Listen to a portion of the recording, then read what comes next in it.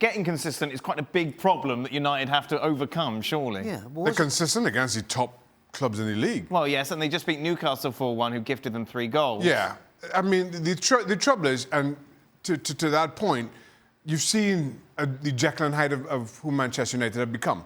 Good against teams in the top 6, yet against everybody else, which is the bulk of the league, which is the big majority of your points, you've been simply dour. At the same time, Solskjaer is making the point that I need to be in this job till the end of the season because we're still in it. So it's a little bit self-serving in what he's saying and not just playing dross. It's not beyond the realms, though, that United can finish top 4. No, it's not, but he's forgetting that there's 2 other teams in Chelsea and Spurs that are in exactly the same spot. They could turn around and say the same thing. Well, if we get consistent, then it won't go down to the wire. But you can't... Listen, you start talking in hypotheticals, it just comes across as an excuse. Meanwhile, we of course saw Mikel Arteta take charge of his first game, that 1-1 draw against Bournemouth. Arsenal currently sitting 11th, that's in the bottom half of the Premier League.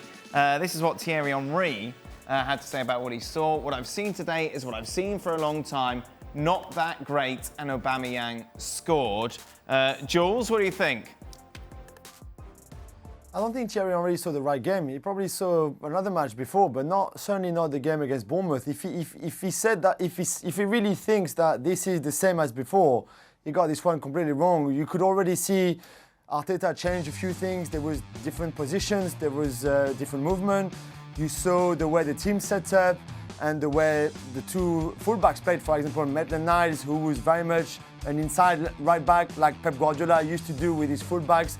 And on the left-hand side, Saka played really, really high on the pitch to leave that space for Granit Xhaka, especially in the build-up play. You saw loads of different things already under Arteta that you didn't see before under Ljungberg, Emery, and even under Wenger 18 months ago. So I really don't know what Thierry Henry is talking about. Arsenal's next game, of course, is Chelsea. I'm looking forward to this one. I'm sure everybody cares about that. Arsenal, 2-1 to get the win. Chelsea actually go into it as favourites, Jules. Who are you picking? Yeah, I think Chelsea is an interesting one because they've been struggling at home, especially against smaller side. Let's say we saw that against Southampton on Boxing Day when they lost. They lost to West Ham and Bournemouth as well at Stamford Bridge. And on the road, it's very different, like we saw against Spurs, for example, 10 days ago. So I can see why they would be favourite. The fact that Arsenal will play a lot because that's what Arteta wants his players to do at Arsenal. I think that will suit Chelsea, especially on the counter-attack, and they will have more space to be dangerous, which is what Lampard and his team are good at. And very unlikely, when the opposition plays quite deep and are well organised and they lack a bit of creativity to break them down. Tough one to call this, isn't it? It is because of Chelsea's own inconsistencies. That being said, and Arsenal being at home.